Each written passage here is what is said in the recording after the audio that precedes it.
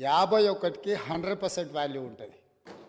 ఎందుకంటే 51% ఓట్లు 51% నెంబర్ ఉన్న వాళ్ళు ప్రభుత్వాన్ని ఏర్పాటు చేస్తారు.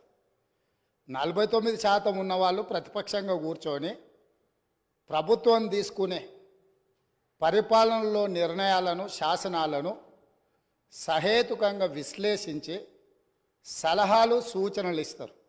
సలహాలు సూచనలు ఒకవేళ ప్రభుత్వము పెడచెవిన పెడితే నిరసనలు ధర్నాలు రాస్తారోకలు చేస్తారు. అవసరమైతే ఆమరణ నిరాహార దీక్షలు చేసిన కూడా సందర్భాలు ఉన్నాయి.